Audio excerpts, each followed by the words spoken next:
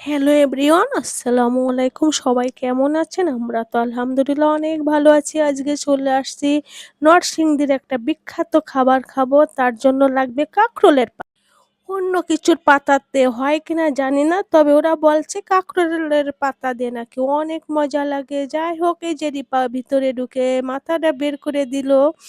দেখেন, সে যেখানে যাবে আমাকে একটা ফুল তো দিবেই দিবে। কাঁকরোলের ফুলটা কিন্তু অসাধারণ সুন্দর ছিল, আমার অনেক ভালো লাগছে। এখন তো আমরা অনেকগুলো পাতা তুলবো। আমি শুনছিলাম এইটা দিয়ে কি রেসিপি হবে, কয় শোনা লাগবে না, অপেক্ষা করেন, খেয়ে দেখবেন কেমন হয়েছে। আসলে যে অপেক্ষার জিনিস অনেক সুন্দর হয়, সবাই তো জানেন। ওই যে সীমাকেও বলছিল অনেক পাতা লাগবে, তুই একটু উঠা। ও তো একটা অলস আমার মতন, ও কোনো কাজ করে না। কিন্তু কৃপা কিন্তু অনেক কাজের মেয়ে। ওর যেখানে কাজে লাগাবেন ও সে কাজই করতে পারবে। ওর মুখের কথাও ভালো, কাজেও ভালো, দুষ্টুমিতেও সেরা, সবটাই সেরা, সেরার কোনো শেষ নেই।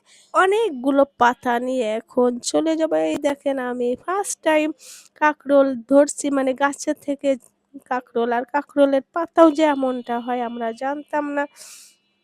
এইখানে সে এমন একটা আচার খেয়েছে জানেন না। এই সময় যদি আমি ভিডিওটা অন রাখতাম কত নাই ভালো হতো, কিন্তু অফলাইনে ছিল।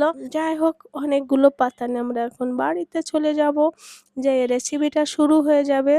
এই যে এটাকে বলে শুটকির লাড়া। এই লাড়াটা কাঁকরোলের পাতা ধুয়ে তেল মাখিয়ে এর ভিতরে দিয়ে আবার কড়াইতে চুলায় তেল দিয়ে তারপরে এপিট ওপিট করে মচমচা করে ভাজি করলে হয়ে যাবে কাঁকরোলের পাতার বড়া নাকি।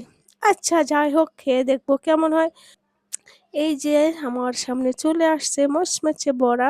আসলে যশোরের লোকেরা এই শুটকি খায় না, ওইদিকে পাওয়া যায় না। আমি ঢাকা থেকে শিখছি, শুটকি আমার খুবই পছন্দ, মানে বলে শেষ করা যাবে না।